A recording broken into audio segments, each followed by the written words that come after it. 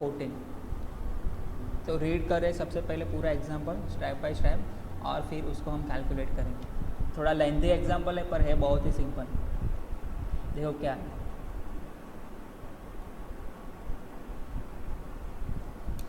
Sri Maharaja is the owner of the house property.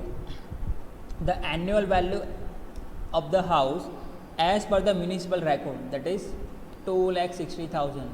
तो that is your municipal value. 2,60,000 क्या है, municipal value दिया है आपको। उसके बाद देखो that is the fair rent, fair rent भी आपको दिया है, that is 2,40,000 fair rent and the annual rent receivable that is ARR 3,60,000. The landlord bears the following expense on the tenant's amenity during the year ended 31st March 2021. तो क्या किया यहाँ पे, जो ओनर था वो कुछ एक्सपेंस इंकर कर रहा है प्रीवियस ईयर में मार्च 2021 से पहले, और वो क्या है देखो, salary to gardener, lift maintenance, water charge and lighting. तो ये 4 एक्सपेंस है, वो क्या है, किस वजह से वो प्रोवाइड कर रहा है कि यहाँ पर लिखा है देखो दैट इज़ ये रहा टेनेंट अम्यूनिटीज़। तो ये हम कहाँ पे एडजस्ट करते हैं, ओनर्स अगर टेनेंट को, किराएदार को कुछ फैसिलिटीज़ प्रोवाइड करने के लिए, अम्यूनिटीज़ प्रोवाइड करने के लिए एक्चुअल में एक्सपेंस करता है, तो ऐसे एक्सपेंस हम कहाँ से माइनस करते हैं, ARR में से रिड्यूस करना था। मैंने बताया था प्रीवियस लेक्चर में भी आपको, तो वहीं से हम क्या करेंगे, उसको रिड्यूस कर लेंगे। फिर देखो लैंडलॉर्ड जो ओनर था उसने और कुछ एक्सपेंस क्लेम किए कि हमें ये भी डिडक्शन दो, तो उसमें नंबर 1 क्या है देखो, म्यूनिसिपल टैक्स 48,000 है म्यूनिसिपल टैक्स, और उसमें से क्या including 6,000 of the earlier previous है।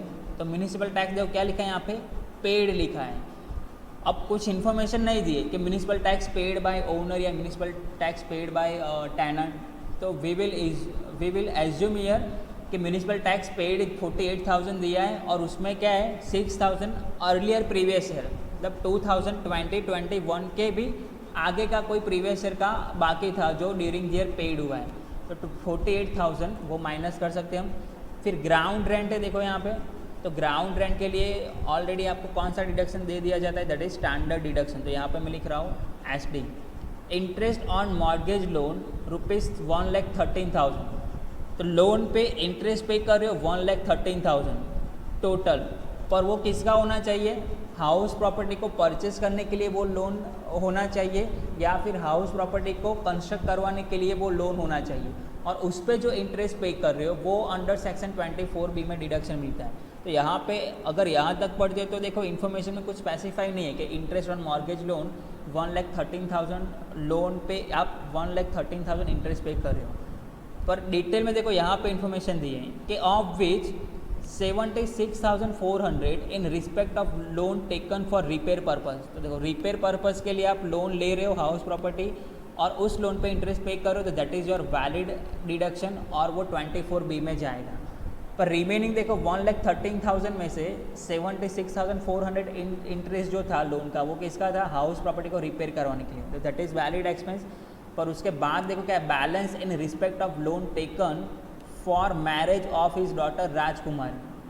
तो 1,13,000 है स्टूडेंट, उसमें से 76,400 और जो इंटरेस्ट था वो किस लोन पे था, that is loan taken for repair purpose, और रिमेनिंग जो इंटरेस्ट रहेगा कौन सा रिमेनिंग, 1,13,000 माइनस 76,400, तो वो रिमेनिंग इंटरेस्ट के लिए क्या, कौन सी लोन थी, that is for marriage of his daughter राजकुमारी। तो ये वैलिड डिडक्शन नहीं है, कॉमन बात है कि डॉटर के मैरिज के लिए लोन लेते हो और उस पर इंटरेस्ट पे करते हो, तो वो हाउस प्रॉपर्टी में आपको डिडक्शन कैसे मिलेगा। ओके, तो 1,13,000 हम पूरा नहीं लिखेंगे, we will write here only 76,400 interest on loan because it is taken for the repair purpose of house property. Collection charge, तो कलेक्शन चार्ज के लिए भी आपको अलग से डिडक्शन कौन सा दे दिया जाता है, overall that is standard deduction. Sundry repair charge, तो रिपेयर चार्ज के लिए भी आपको क्या होता है, डिडक्शन दे दिया जाता है अलग से, standard deduction. Current year bad डेब्ट, देखो यहाँ पे अनरियलाइज रेंट मैंने आपको उस टाइम भी बताया था, याद करो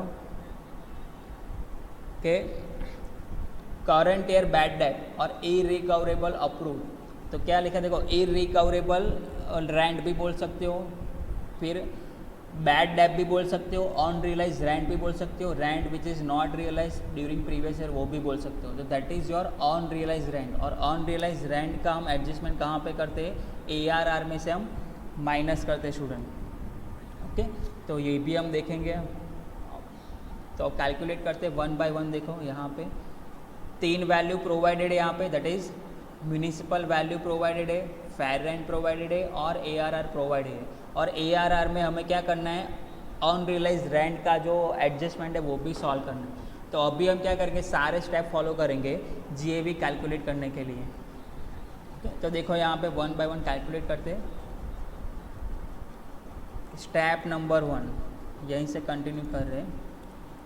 स्टेप नंबर 1, तो स्टेप नंबर 1 में हम क्या लिखते थे, फेयर रेंट और municipal value whichever is higher. तो लिखते हैं यहाँ पे फेयर रेंट और म्यूनिसिपल वैल्यू। तो दोनों अमाउंट में आपको प्रोवाइडेड स्टूडेंट, देखो यहाँ पे म्यूनिसिपल रेंट 2,60,000 म्यूनिसिपल वैल्यू है और 2,40,000 फेयर रेंट है। तो लिखते हैं फेयर रेंट यहाँ पे है दैट इज़ 2,40,000, म्यूनिसिपल वैल्यू लिखते हैं दैट इज़ 2,60,000।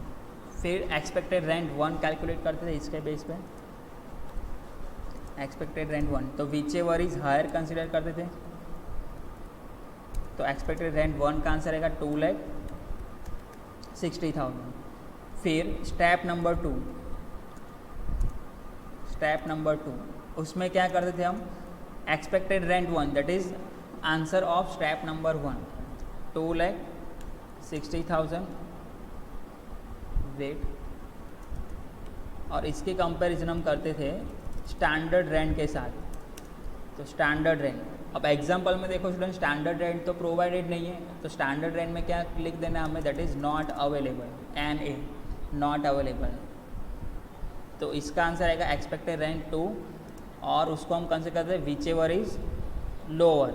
पर लोअर यहाँ पे स्पेसिफाई करना पॉसिबल नहीं है बिकॉज एक इन्फॉर्मेशन आपको दी नहीं। तो जो आपका एक्सपेक्टेड रेंट 1 था वही हमें ले लेना है यहाँ पे, वेट एक्सपेक्टेड रेंट 1 वही आपका बन जाएगा expected rent 2 that is 2,60,000।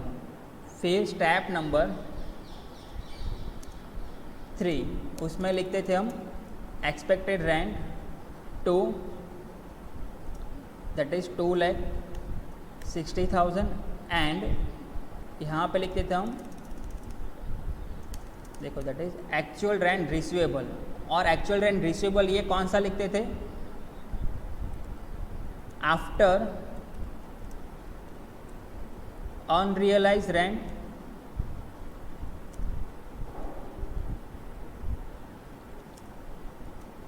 And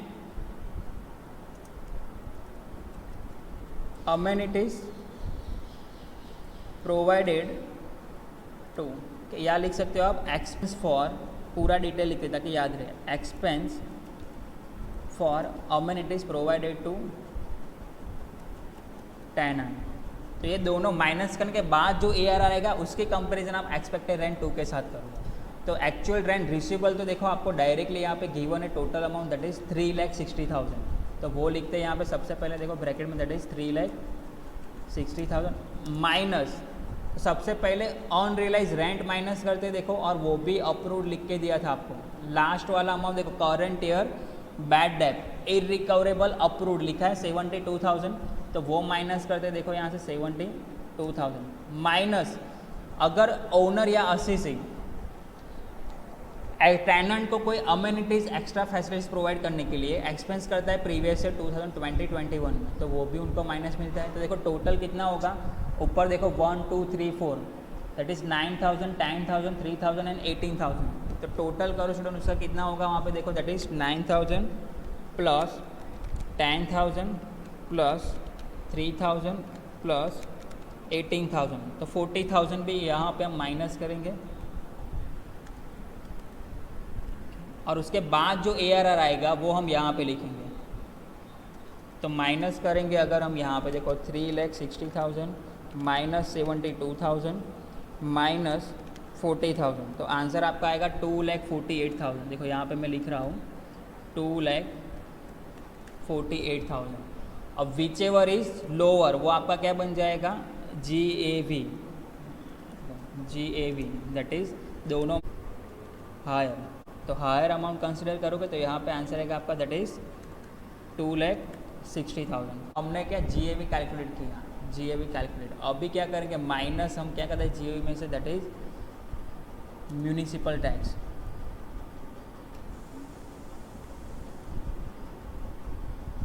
municipal tax और लिख देते साथ में ताकि हमें याद रहे, दैट इज पेड बाय। कौन सा लिखते हैं हम, पेड बाय ओनर या फिर असीसी।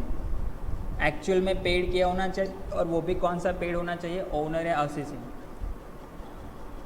और उसमें भी क्या है, वो प्रीवियस ईयर आपका रिलेवेंट प्रीवियस ईयर है उसका होना चाहिए या फिर प्रीवियस ईयर के आगे का। तो लिख रहे हैं यहाँ पे देखो प्रीसीडिंग, जो प्रीसीडिंग प्रीवियस ईयर है उसका होना चाहिए, मतलब प्रीवियस ईयर के आगे के कुछ साल का प्रीसीडिंग प्रीवियस ईयर। तो यही आप माइनस कर सकते हैं।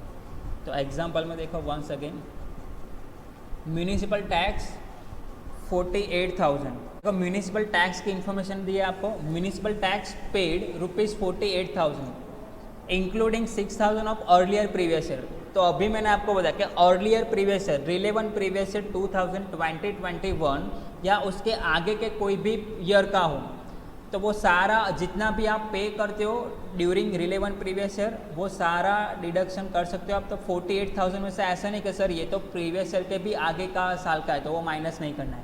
अगर प्रीवियस ईयर में आउटस्टैंडिंग था, प्रीवियस ईयर के आगे के साल का कुछ आउटस्टैंडिंग था, पर फिर भी सारा मिला कि आप इसी साल पे कर रहे हो रिलेवेंट प्रीवियस ईयर में, तो वो पूरा डिडक्शन मिलेगा।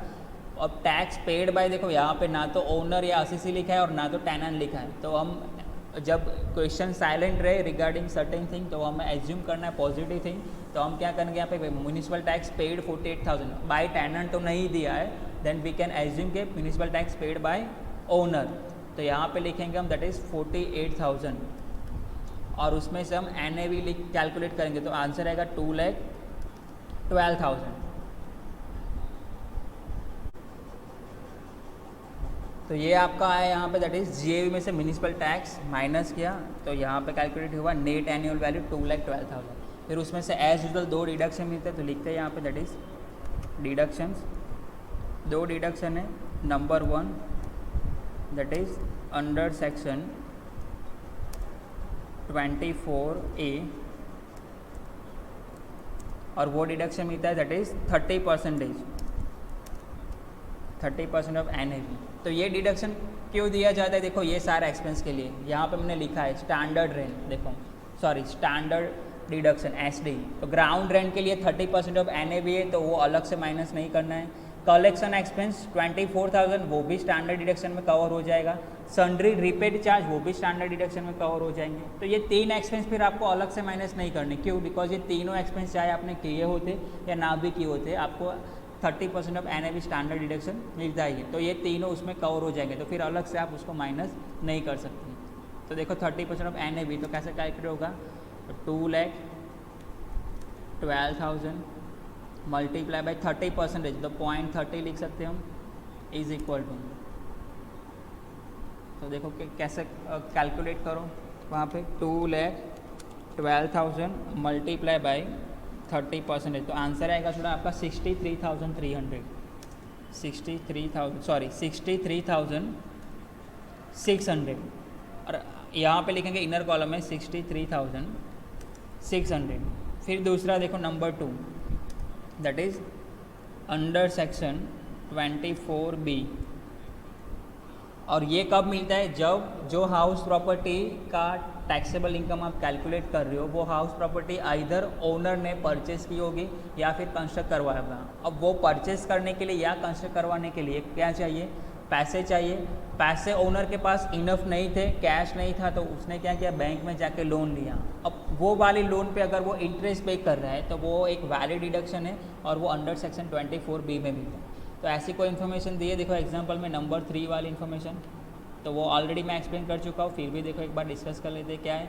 इंटरेस्ट ऑन मॉर्गेज लोन 1,13,000, तो टोटल इंटरेस्ट कितना है लोन पे स्टूडेंट 1,13,000, पर उसमें से देखो इंटरेस्ट कौन सा वैलिड कंसिडर किया जाएगा, उस वाली लोन पे जो लोन आपने यूज़ किया है हाउस प्रॉपर्टी को परचेस करने के लिए या फिर हाउस प्रॉपर्टी को कंस्ट्रक्ट करने के लिए।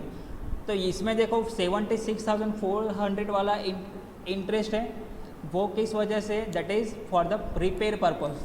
तो हाउस प्रॉपर्टी को रिपेयर करवाने के लिए भी क्या होता है, कुछ टाइम पैसे नहीं होते तो लोन लेते हो, तो that is your valid deduction. पर रिमेनिंग इंटरेस्ट होगा तो देखो कितना आएगा, टोटल 1,13,000, उसमें से 76,400 माइनस करोगे तो रिमेनिंग इंटरेस्ट कितना आएगा 36,600। तो ये इंटरेस्ट आप किस लोन पे कर रहे हो, for marriage of his daughter के मैरिज के पर्पज़ के लिए, तो ये आपको नहीं मिलेगा। तो 1,13,000 में से ओनली कौन सा वाला डिडक्शन आप लिख सकते हो, दैट इज़ 76,400। क्यों, बिकॉज ये ऐसा इंटरेस्ट है लोन पे जिस लोन पे से हाउस प्रॉपर्टी को रिपेयर करवा था।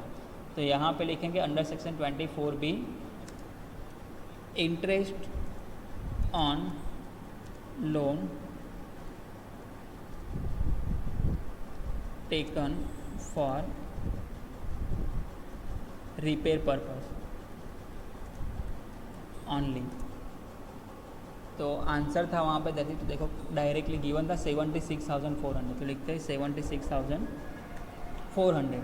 तो आउटर कॉलम में अमाउंट निकालेंगे तो कितना आएगा, देखो 76,400 प्लस 63,600, तो 1,40,000।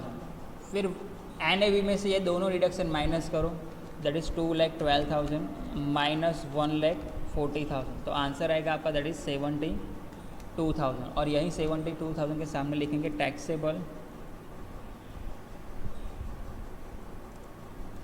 इनकम फ्रॉम हाउस प्रॉपर्टी, और ये स्टूडेंट आपका फाइनल आंसर होगा taxable income from house property.